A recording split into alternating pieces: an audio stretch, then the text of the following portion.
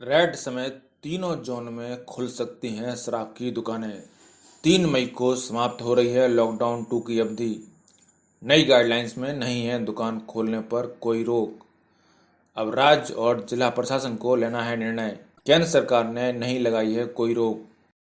राज्यों के राजस्व का नुकसान रोकना है बड़ी वजह।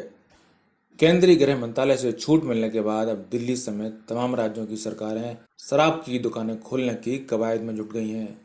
रेड जोन में भी इनको खोलने पर कोई पाबंदी नहीं है। इसको देखते हुए दिल्ली में भी अब आबकारी विभाग ने 4 सरकारी एजेंसियों को ऐसी दुकानों की पहचान करने के निर्देश दिए हैं जो गृह मंत्रालय द्वारा बताए गए सभी मानदंडों पर खरी उतरती हैं। जानकारी के मुताबिक दिल्ली में अभी 97 कंटेनमेंट जोन है जहां पर शराब की दुकानें नहीं खोली जाएंगी। कोरोना वायरस संक्रमण को झेल रही दिल्ली रेड जोन में है। गृह मंत्रालय की गाइडलाइन में कहा गया है कि तीनों जोनों में स्टैंड अलोन शराब की दुकानें खोली जा सकती हैं। दिल्ली सरकार के अधिकारियों ने बताया कि सरकारी कॉरपोरेशनों को शहर में शराब की बिक्री शुरू करवाने के संबंध में भेजे गए पत्र में कहा गया है कि गृह मंत्रालय की ओर से तय मापदंडों में आने वाली दुकानों की लिस्ट तुरंत भेजें। आपको बता दें कि राज्यों में लाइसेंस के तहत शराब की बिक्री होती है। दिल्ली सरकार के आबकारी विभाग की वेबसाइट के अनुसार 2019 में शराब बिक्री के कम से कम 381 लाइसेंस जारी किए गए थे। दरअसल केंद्रीय गृह मंत्रालय की तरफ से जारी ऑर्डर में कहीं इन दुकानों को खोले जाने पर रोक नहीं है, पर ये अवश्य कहा गया है कि शराब, पान, गुटखा, तंबाकू आदि की दुकानों पर एक साथ 5 से ज़्यादा लोग इकट्ठे नहीं हो सकेंगे और लोगों के बीच सोशल डिस्टेंसिंग भी सुनिश्चित की जाएगी।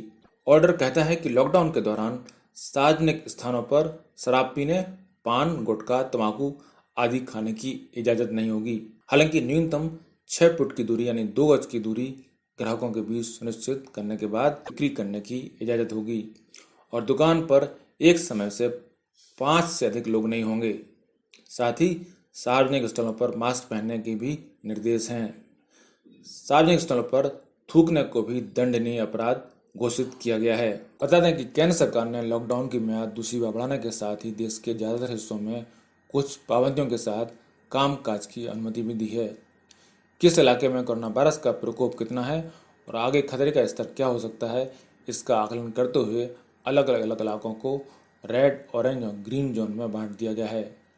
कोविड-19 मरीजों के लिहाज से ग्रीन जोन साफ सुथरा इलाका है तो हॉटस्पॉट को रेड जोन करार दिया गया है। वहीं इन दोनों कैटेगरी में नहीं आने वाले इलाकों को ऑरेंज जोन बताया गया है।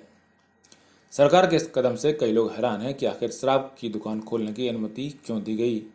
तो इसका कारण ये बताया जा रहा है कि जीएसटी लगने के बाद पेट्रोल और शराब भी राज्य की आय के मुख्य स्रोत रह गए हैं जो कि सीधे उसके नियंत्रण में आते हैं।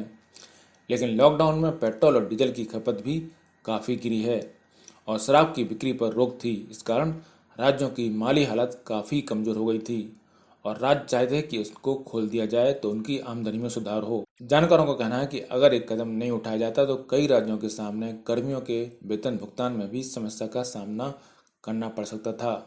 आपको बता दें कि केंद्र के निर्देशों में कहा गया है कि राज्य चाहें तो अपने अनुसार दुकानों को खोलने और बंद रखने के निर्णय ले सकते हैं। तो अभी निर्णय राज्यों को लेना है कि वो शराब और पान की दुकानें खोलने की अनुमति देते हैं या नहीं। ब्यूरो रिपोर्ट, पत्रकार टीवी।